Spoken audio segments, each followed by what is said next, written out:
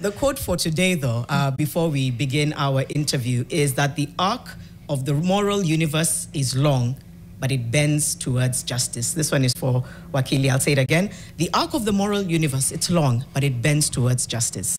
I was going to say who said that, but usually we now say that it was said by, you seem to know. Yes. Okay. Definitely Martin Luther King. Why definitely? It was said in an interesting, movement during the civil rights movement in the US. And now that you're talking about Trump, it's more relevant than ever, even in our Kenyan context, that people find themselves in a crisis. Citizens find themselves clamoring for justice, and sometimes it's a very long and tiring journey. But I even tell my colleagues and patriots in the Kenyan context that this is our struggle. Yes, you are the ones fighting, but as the good Bible says, it's the fight for the Lord. It's the fight for justice. And even without our input, justice must always prevail. It may take 5 years, 10 years, 60 years, 100 years. The arc can be long, but it will bend towards justice. Okay, that's encouraging. Sure. Thank you for joining us in studio. I'd like to go in by taking us back to a tweet that you said back in August of 2022. And allow me to just read that out. You tweeted your concession to the Mukuruweini MP's race by writing that the intellectual margin between myself and the electorate was too wide to enable the meeting of minds. A few days ago as well, you've also just sort of tweeted lamenting the fact that people came out to see and hear President Ruto during his concluded Mount Kenya tour, regardless of mobilization, and that the voice of the people is now the voice of stupidity. 2027 looks bleak. I don't know whether we start at this tweet. I concede defeat in Mukuruweini parliamentary race. The intellectual margin between the electorate and myself was too wide to enable the meeting of minds. Do you still stand by that? Very, very, very, very. I stand to it now, unless there is, and until there is a change in, a shift in societal beliefs. That's when I'll actually come back and tell you that the intellectual margin has now diminished. For now, perhaps it's widening. It's widening. Okay. Yes. Interesting. From our Wakili, you understand that this is very condescending to say to your electorate, right? That the intellectual gap is just, it's too big to bridge. Not really, Mariam. Beyond our Wakili, I'm also an activist of social justice, using the constitution mostly. And it's very curious because after an election cycle, everyone blames another one. You know, you'll blame IBC for not conducting a good election. You'll blame the leaders who have been voted in for moving from their campaign promises. And then the person who is the major and the most, the biggest stakeholder in that process, who is actually the electorate, the voters, they don't blame themselves and nobody blames them. It's like they are holier than thou. These are the people who voted in these leaders. Right. It is a high time that we hold them to account. Right. That was a Facebook post, sorry, not a tweet. But how, I think about the fact that you said that. I mean, to Mariam's, to Mariam's point, there could have been issues there of condescension. But more than that, isn't the whole idea to generate hope and purpose? Because if you put something like that out, it kind of just makes people turn away and say, we don't want to engage. That sounds like condescension. So what do you achieve by putting out a statement like that? Hope. We've been living on hope since independence. Where's the hope taken us to? It's always good at one point in time when there's a crisis to tell the people the truth, to call people to order and tell them that it's a time to wake up. As an activist, it's part of your responsibility to inject very bitter truths, sometimes appearing condescending, so that someone can sit down and reflect. And as you've realized, this tweet keeps coming up anytime there's misbehavior, perceived misbehavior by voters. It is a very heavy statement that if you think about it when you're just getting to bed, you might as well not sleep. You have to think about your intellect, you have to think about your judgment, and you have to think about your rationality of electing your leaders. So it's not always about hope. Hope is integral to our movement, but sometimes you deviate a little from it and face realities as it is and make people think you change your mind through critical thinking. You don't change your mind through, a ghost of hope that you keep riding along. So that was supposed to inject some form of reflection among voters for the purpose of changing their habits during voting and at the ballot. What did you offer the people of Mukuruweini? What was your manifesto, your main agendas, all of that? A lot. I used to be called Munyeri wa Kahua. Munyeri wa Kahua simply translate to Munyeri wa coffee. And I believe in economic empowerment. We have a robust constitution in Kenya, but freedom can only be enjoyed fully when people are out of poverty. And I kept telling the people, the best way for you to uplift yourself from poverty is by a proper plan on how to improve your coffee fortunes. Because this is an area where everyone relies on coffee. You either a planter, I'm a farm of coffee myself, you either look for kibarua in coffee farms. So it was a very proper manifesto. I brought it to the people and told them we must act on these coffee reforms. Only for them, perhaps they didn't understand better. They didn't understand well. Looking back in hindsight, I feel it was maybe too intellectual, too academic for them. I could have tried to break it down to the level of the understanding so that they can appreciate it. But at the end of the day, you can see some level of contempt where people want politicians who come, lie to them, politicians who are populist, politicians who give them hope, as Janet put it, hope whether real or not, some hope that appears unrealistic. Right. But when someone comes and dissects to them a proper plan on how to improve their livelihoods, then it becomes fairly difficult for them to digest. To comprehend. Before you go, Janet, Yeah. can I give you the flip side of that, which is, as a voter, I have option A and B. Option A being Levi Munyeri wa Kahua. Sorry, Yes. my Kiku is getting better by the day, guys. Sure. But yes, his manifesto is very intellectual. He's like, miskosha kama mnaelewa yangu, for real. I don't know kama mnanipata. I don't know if we're on the same level. And then there's option B, who comes and he says, under my rule, you will eat cakes and cookies and chop life. We will fly in helicopters and the sky will be green should you will it. Those are their options. Are you seeing how, as one side I'm being made to perhaps feel bad or less educated or like I don't understand this person, and this other person is granting me my wishes, quote, or give goodie bag and being a genie. I mean, that's where the foolishness of the voter starts. That's where it starts, essentially. And you've said it very well. In our context, the cakes and cookies that politicians were promising people is what they used to call a guaranteed minimum returns. I think in coffee, tea, and milk. And someone has raised it actually during the president's recent visit to Mount Kenya. I understand market forces, and I even try to explain to people. Immediately I raise my coffee agenda, my opponents come in and say, no, don't worry about coffee. Actually, the government will guarantee you minimum returns. I mean, more than 2 centuries after The Wealth of Nations was written by Smith, there is a force of what we call supply and demand. The government has no ability to control coffee is the most traded commodity in the world, rivaled by oil.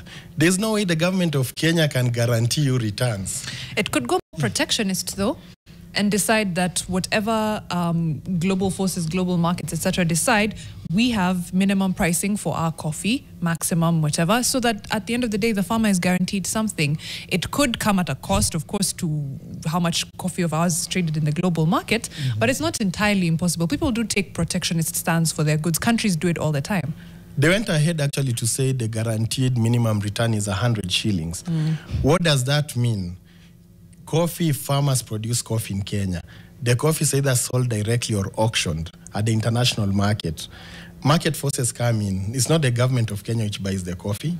Those are international traders who buy it and sell to respective countries and corporations and hotels and stuff like that. So they actually stated that the guaranteed minimum return is 100 shillings, which in simple terms As I said, I'm adopting simplicity to reduce the intellectual margin. In simple terms, it actually means that if the market forces bring the coffee to 40 shillings, the government per kg, the government is going to add the farmer 60 shillings. Yeah. We are a poor country. I mean, that one I'm talking about a budget of maybe 30 billion only for coffee, because every farmer per kg, there are more than perhaps 6 million farmers in Kenya in the coffee industry. How do one farmer can produce 200,000?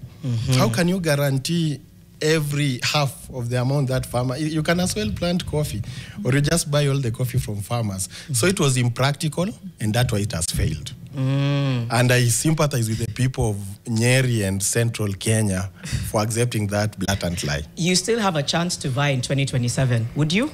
You can still table that. That could still be part of your agenda. Until the intellectual margin thins. Okay. So even 2027, the electorate hasn't yet met the intellectual margin. No, actually from the trip of the president there and the reception, it appears that the intellectual margin might actually be widening. Is it an intellectual margin, Levi, or is it just people doing what their circumstances require them to do, and then you're interpreting that as an intellectual margin? Because that it implies that the electorate doesn't have the capacity to understand these things, to understand that, hey, this politician is coming here with big promises and they will most likely just forget as soon as they get elected, that people don't have the capacity. While I think it's just genuinely thinking, at this time, what do I need most? Who is giving it to me? And voting for that person. It's coming from a place of need rather than a lack of understanding or a lack of capacity, in my view. That genuine thinking that what you need now and what you need most now is what is called foolishness. That's the intellectual margin. A very sound and rational person, who we assume all humans should have some level of soundness and rationality, you should accept that or understand that it is not about now. A politician can come and give you 200 shillings, but how long will that 200 shillings last you? A day? You have to think and know that what you need is a conducive business environment. What you need is market for your produce, and not 100 shillings for that day. That's foolishness. That's easier said when you have the 200 shillings, or when you know that there's a 500 coming, 1,000 coming, a 10,000. When you're in a position to, when it's at zero, I think it's very hard to be like, let me forget about the 200 for now and think about the future 10K, 100, a million. It's easier said than done, Levi. I've been there, and I've seen people who collect bribes. I've seen people who buy those lies. Kenya is unfortunately a poor country. We struggle in different capacities to earn a living. Yourself, I, and other Kenyans. Probably the Kenyans at the bottom of the pyramid, and I sympathize for them, and that's why I actually submitted to my candidacy to them to improve their livelihood. But you'll be shocked. I've been there. That's why I vied. One, of course, to hopefully to win and change what is there. But second, when I come to such an interview, to speak from a point of experience, to give first-hand information, you'll find secondary school teachers. You will find well-learned businessmen going and rushing to, to ingratiate to politicians and collect that 1,000. Have they lacked food? I remember there's an incident that I went, of course, to campaign in a market. And as usual, I'd even lowered my intellectual capabilities at that point, but unfortunately still could not meet. I carried some unga and beans for the people. I'm coming to address you, but before I address you, kindly have this token for your children at home. And a shopkeeper could leave his actually shop where he sells the unga and come and fight and end up scattering the meeting, fighting for unga, which is in his shop, which he sells. So this thing is in the national character of Kenyans. You'll be shocked. It's not the people at the lower pyramid only. You'll find lawyers making very foolish political decisions. So it appears some people are rational in all aspects of their lives, but when it comes to political judgment, it is flawed to the ground. We've talked about this before. I think even when we did the Shika Mike segment last week on Thursday, we had a conversation with somebody talking about handouts. So genuinely, how do you think, if at all, how do you think we can shift that thinking? Do you have any, let me go back to hope. I'm a very hopeful person. But do you have any hope or indications that that kind of thinking of saying, I'm a lawyer, I'm learned, or even if my circumstances are not the best, I'm not going to fall victim to this bribing culture. Do you think that's possible? And if so, what will it take? It is. I've come to reality that it might be, as you've said about the arc, it might be a process. It cannot be instantaneous, but at least people have to show intention and willpower to change that narrative. There's always an argument, and it has actually emanated a debate about the money that members of parliament get. You know, their remunerations and payment, and being among the highest in the world. But have you asked yourself what a member of parliament, and on this specific context, I have tremendous respect for members of parliament and other politicians in Kenya. Every time you address people, you must give them money. Does it happen in the US? Does it happen? I know members of parliament who are bankrupt, because whether you are an MCA or you are a senator who doesn't have a kitty, when people see you, first is handouts. After handouts, they want you to pay school fees for their children. So it is only just and fair and human that when that person gets the seat, you recover the money that you've spent.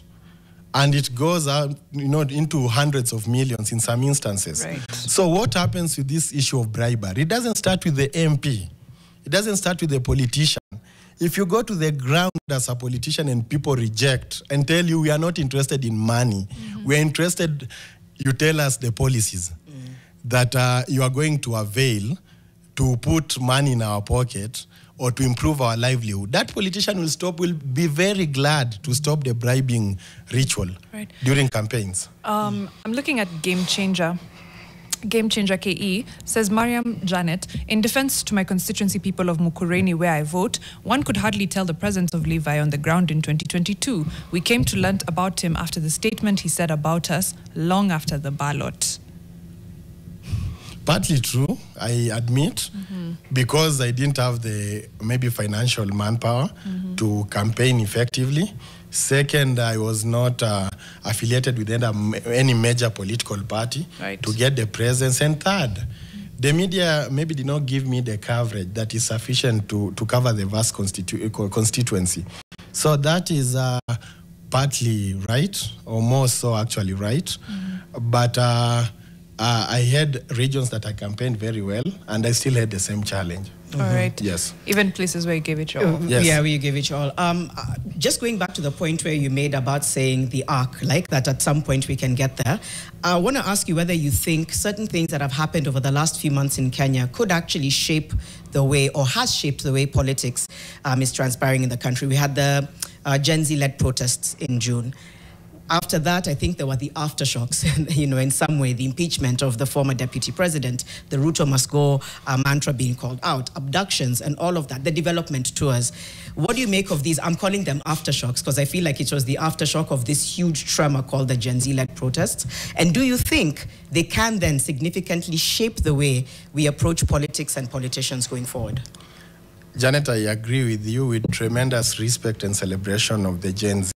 It was a watershed moment in our politics when politicians came to the reality that there's a generation of people who have a higher consciousness, who are enlightened, and who do not fear to put their life on the line for the purpose of prosperity of this country. That was perhaps the greatest thing that has happened to Kenya after, you know, the multi-party democracy of 1992. If you've read the celebrated masterpiece of Chinua Achebe, Things Fall Apart, there's a quote that emanates from it that when the hunter learned how to shoot without missing, the Iroko bird learned how to fly without perching. These politicians are Kenyans, and sadly to say, you'll come to learn, they are the best our society can produce. They are the finest people in our society, shockingly. Define finest. I mean, look at our president, William Ruto. This is a hard-working Kenya, a fairly intelligent Kenya. We've created a system of a country where corruption is part of our national character. Corruption does not only happen at the executive. You go to a local school in your constituency where you studied perhaps in primary school, you'll find the board of management looting, fleecing the school to zero. You'll find conflict of interest. When you go to the streets, like when I was coming here, if a policeman was to stop me at somewhere at Nyayo Stadium roundabout, I'm running to this studio. Whether I've done a traffic offense, I've committed a traffic offense or not, what is the most convenient way of dealing with it is to unleash some money and give him, tell him, officer kunywa chai acha mimi nikimbie studio. So let's not look at politicians in isolation. These are people who are in our societies, who succeeded in other endeavors in our society, who are validly elected and celebrated by our people. A political class of a nation is a reflection of the character of that country. There are so many children and so many mothers who, if you ask them honestly today, they'll tell you they wish their kids succeeds as William Ruto. They'll tell you for free. So let's stop looking at politicians as if they come from Uganda. Yeah. These politicians were born, bred, and raised in Kenya, and we elected them. I still want to come to whether or not you feel like those aftershocks have informed somebody. I do. Yeah, we'll come to that. This YouTube comment caught me. Rahimtullah Omar, democracy is like kissing multiple frogs in the hopes that one of them turns into a prince. Oh man, is almost right. You're just trying. Just try. Let's try. Hopefully, one of these people that we vote turns into the prince that we need. But again, going back to whether or not you think that's shaped anything, whether you think we can see anything different. I know you're saying we cannot separate these people from Kenyans, but something shifted last year that hopefully will imprint a shift in how we think, how we vote. Do you have hopes that that's going to happen? I'm very hopeful, very optimistic, despite the fact that we cannot rest. We need to continue injecting and pushing people to their limit to advance. Coming back to the analogy of the Iroko bird and politicians, as we try to circumvent and defeat politicians and become a better country, politicians are also devising very ingenious means of continuing with their looting and ruling endeavors. So we need to actually up our game, because as we up our game, they're also upping theirs. And you could now see from the aftershocks you are talking about, a handshake between Raila and Ruto. That handshake is purely to defeat and overwhelm the people. And it appears it has. I'm imagining if an election is done today, I can place my bet that Ruto will win. So we can do as much, but as much might not be enough if we don't fast track it. Because the politicians are not sitting and allowing people to recover their country. They're also devising ways of continuing with their dynasties and their looting of this nation. Right. I want to get back to what you said about how, things are done and how to extricate ourselves perhaps from it. If that's the electorate, that's the problem, and then that's giving us the leaders that are the problem. So we start fixing from the electorate, from within, from ourselves. Sure. What does that look like? I'm just wondering, where do you begin? That's where I began by that statement there, that as a person, you complain about everything. When you go to look for work for your kid, perhaps you try to bribe, someone brings a better bribe, you fail and come back home and complain that the system is corrupt. As a person, what are you doing to rescue and remedy this system? It becomes an individual question. Can you say at the end of the year that you've not partaken any corruption activity? Can you say when you leave the ballot that you sat down perhaps with a pen or paper and analyzed the merits of every candidate and came up with a candidate who is valid? You're talking about kissing more frogs and getting a prince. No, maybe not very relevant in the sense that you are seeing a prince and you abandon the prince and go and kiss the frog and come out with 500 shillings. That's what happens. So it is a personal initiative that people should sit down and reflect on their own characters. It comes to issues like money and how we perceive money as a society. You go to campaign, and actually I remember someone telling me, Wakili, you are young, you are 28 or 29 years. Go and make money fast. But politics is not for young people who don't have money. Go and make money, you come next time, we'll vote for you. Your agenda is good. So let's start perceiving and electing people based on their character, based on their vision, and not on considerations like whether you have money or which party are you affiliated to, or of course the monster in the room, tribal and clanism. That's when now we'll say for sure that we're on the right track. Now, too little, too late, and we move on. Trying to make sense of perhaps what happened in 2022, not just in Mukuruweini, but on a national platform, is as much as you could see people who come and they say what you're saying, and they sell their agendas and they sell their manifestos, what seemed to resonate with a lot of people was the hustler narrative, was President Ruto saying, I'm here for you, I'm listening to you, I am here for your pocket. And that was basic. Go to the US, Trump just, money, that was it. When I was president, did you have more money in your pocket? Yeah, okay. You want more money in your pocket, you vote me in again. Simple messaging. And it's often financial, as much as we'd like to disregard or to be so moral that we vote above our finances.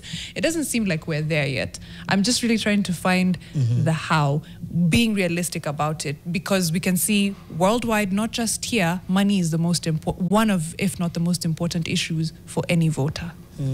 Mariam, a clarification. The difference between the similarity between my candidature and the one for my colleague who succeeded, John Kagushia, someone who I have respect for, is that all of us were promising money. It's, I mean, a livelihood. After life, a livelihood is the most important thing. All of us were promising money. The difference is that one promise was purely out of wishful thinking and deception. Perhaps another promise was practical. Another promise was, mine was achievable. Perhaps his was not achievable. That's the difference. And now you're speaking about... Sorry to interrupt, but it was simple. I'm just trying to draw a thread between something I'm seeing in elections. A simpler, easier to digest message around finances is seeming to carry the day over and over again. More money in your pocket, guaranteed minimum return. This, you know, one hustler, you'll have more money in your pocket. That's it. It should carry the day. All of us want money. All of us want to, to come out of poverty. But as you want that money, are you willing to take 500 shillings and forgo a proper plan on how you'll get money legitimately? Or are you willing to hear the plan of how you'll maintain a sustainable livelihood for 5 years, as opposed to taking 500 shillings immediately? So those are the dynamics. I want to talk about young people and their voting patterns. In Mukuruweini, what was the voter turnout for young people? And how many voted for you vis-a-vis, compared to the other candidate? Young people... let me try perhaps to give a national perspective, which I have the numbers better. Kenya constitute actually 80% of Kenyans are young people or youths. That's people, as the constitution defines, people under the age of 35. There's been a lot of voter apathy among young people for obvious reasons. They feel like politics does not help them much. In the last election, when you talk about 80% of our country, essentially Kenya are young people. Kenyans are young people. They always talk about them in a manner that you can imagine they are a very isolated population. But young people are 80% of this country. So I think it's closer to 70%, but I'll check. You'll check? Yes. But 35? Either way. Either way, huge majority. Huge majority. Yes. 70 is still an overwhelming majority.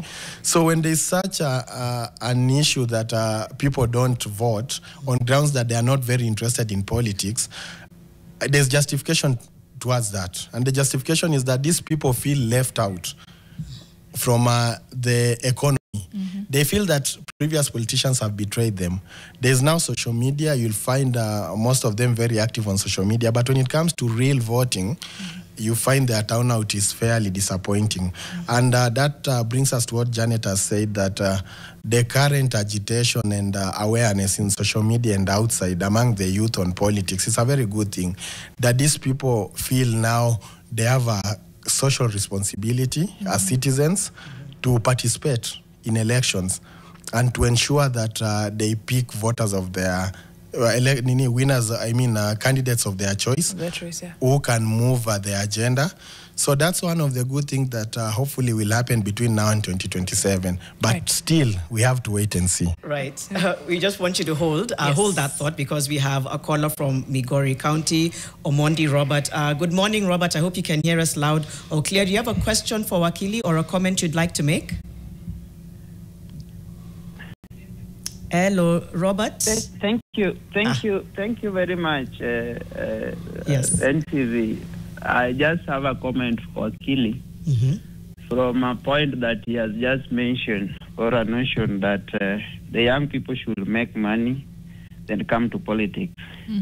Where do we make this money from? And for example, in this country, the people who has a lot of money are politicians. That's why the young people are being driven to politics, so that they can go and make money. Then second to that, the notion of make money then come to politics, what does it mean? Do we vote the money that people has, then we end up getting the wrong leaders? Or do we vote the people without the money, their character, how we see their how we listen to their policies, what they want to do for us?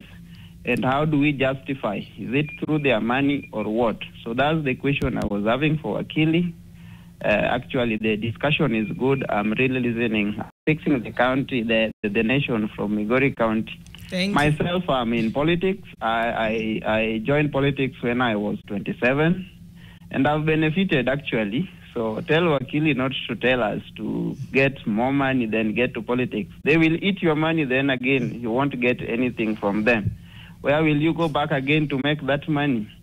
So let young people come to politics, let them sell their policies, their agenda, so that we can have the right leaders. What it takes is which formula are you using to get into this politics? Are you into somebody's hand? Are you going direct to the post?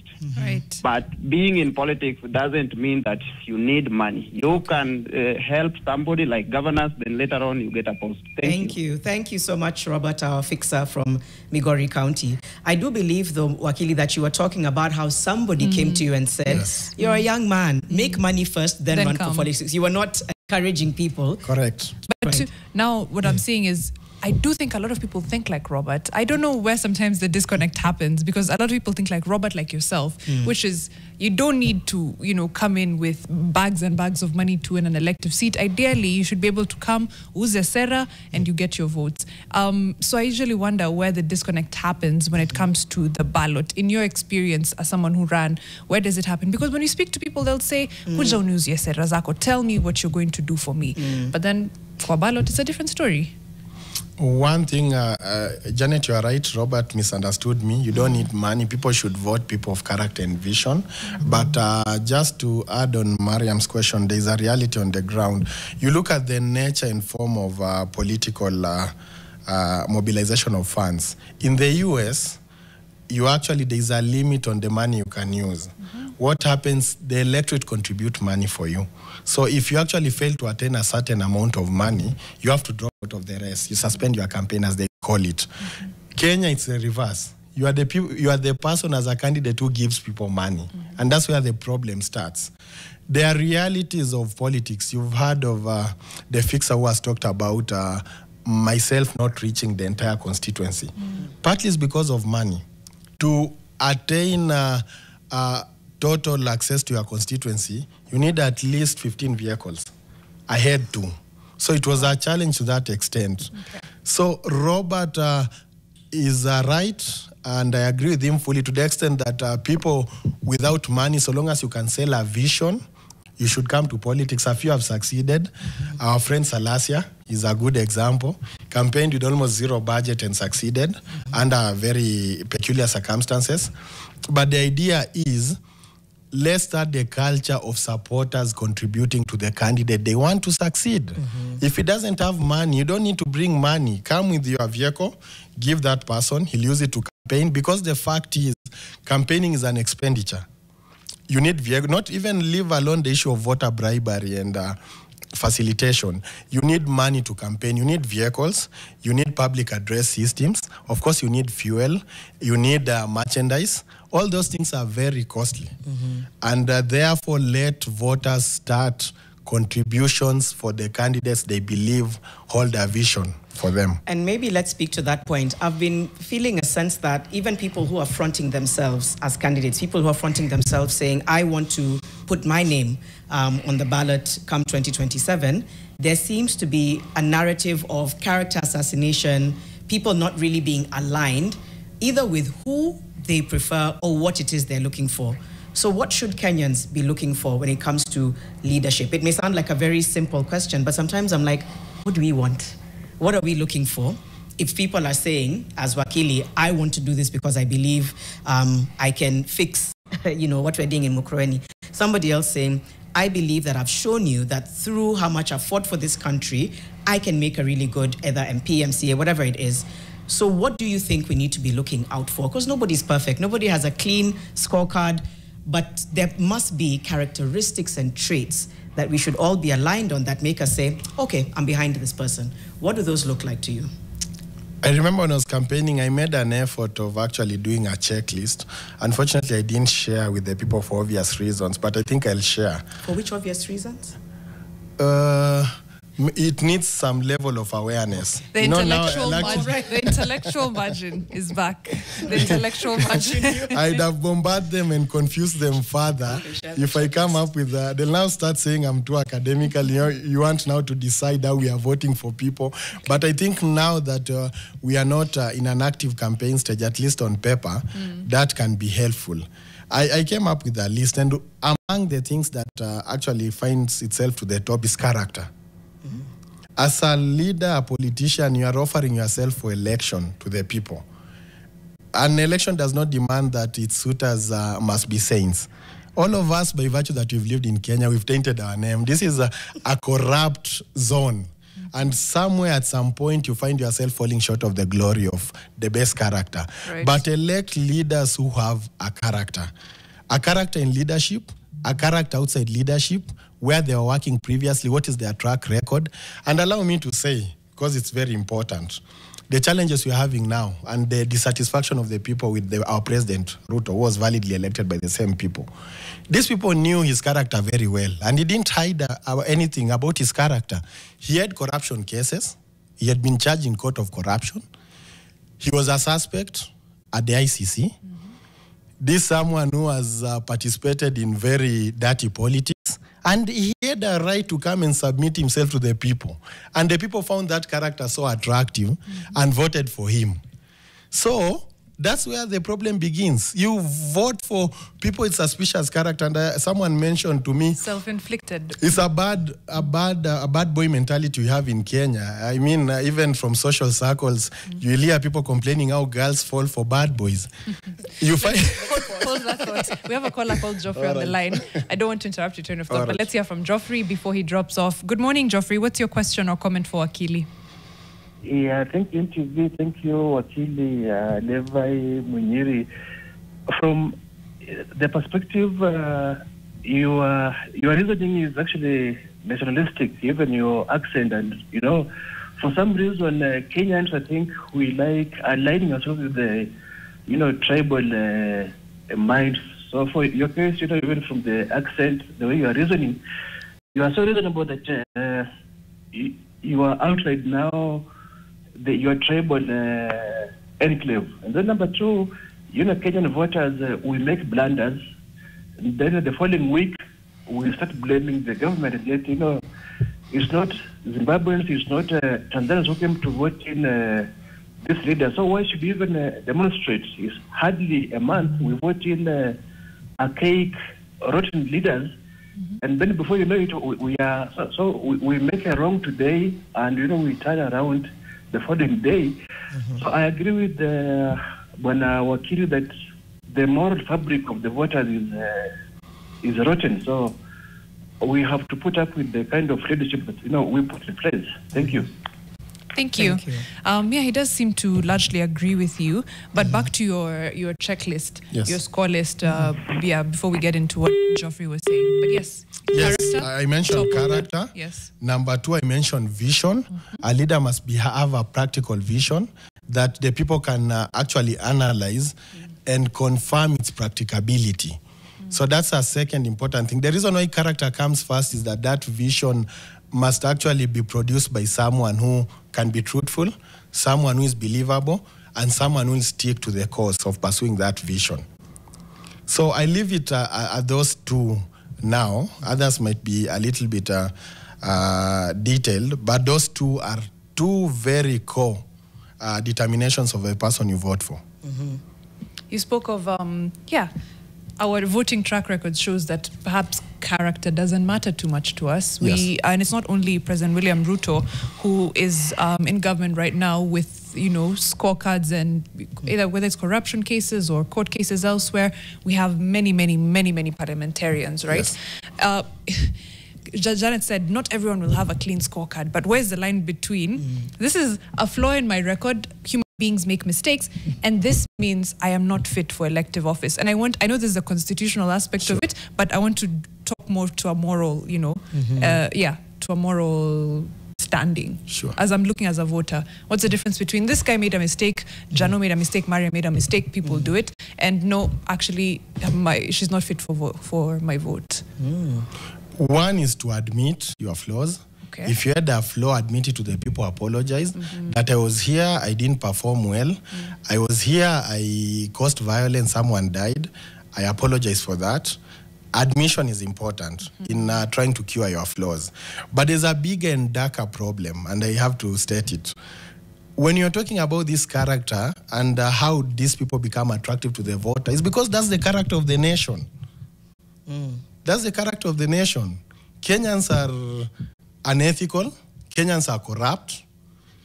Kenyans are fishy. They like shortcuts. And that's why these characters resonate well with actually the people who are voting for them. I'll give you an example. I was watching one of actually your pieces. You produce very good pieces and commentaries as NTV about, I think, the MP for Kimilili, Didimas Baraza. And you find very peculiar characters of politicians that should not miss your attention. The unfortunate death of the young man who was actually a bodyguard to his competitor, a friend of mine called Brian Haemba. Elections are done. People have voted. They are closing polls. Then a member of parliament, allegedly and caught on camera, decides to shoot a person at the ballot polling center where people are seeing. And I cannot decipher what really happened, but I cannot help but guess that it was a very calculated move for him to show the people that I'm actually a man of balls. I can go to a certain extent to protect my interests, and people should fear me for that. And perhaps people feared him. He's now campaigning, is likely to become the governor for Bungoma.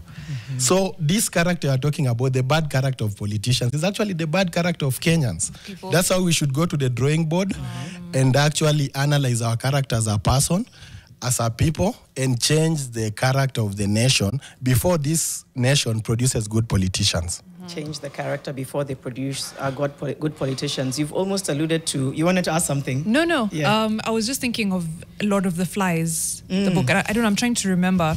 But inherently, like the original story. That there's darkness in all of us. No. So that's the perception. Yes. But then the original story actually went the opposite way from what is usually, sold as the narrative, which is that the boys stranded actually worked together and cooperated. So I'm trying to figure out at what point we switched from that. Yeah. I'm not saying that we are inherently all corrupt, all unethical, but I do agree that we do have big issues as a society.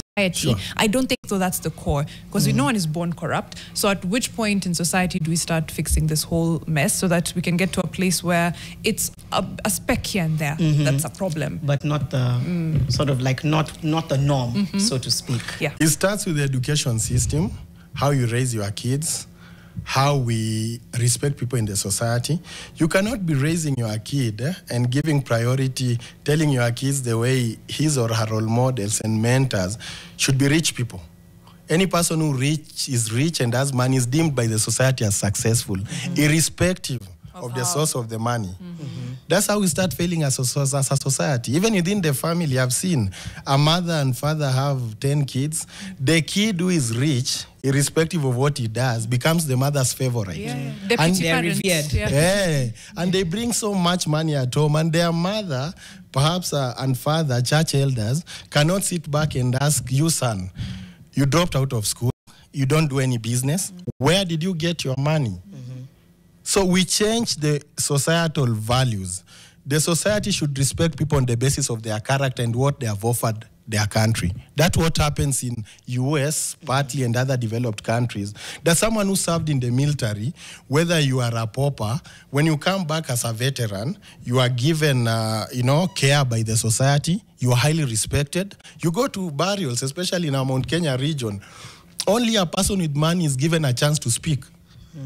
I've even seen newspaper obituaries. They write this one from the US, this one who works Safaricom, Telcom. The person who doesn't have money comes last. They mention George of Githurai and leave it there. Right. You spite people who are poor, celebrate people who are rich, irrespective of where their source of wealth is. I feel like we might have to leave it there because a friend of mine sent me something just now and said if Wakili had the undivided attention of Kenya's youth for 1 minute, what hard truth would he tell them about politics? And what would you challenge them to do next? For 1 minute. For 1 minute, even 30 seconds. You have the undivided attention of young people right now. And my friend is saying, ask him, what would he tell them? What hard truth would he tell them about politics? And what would he challenge them to do next?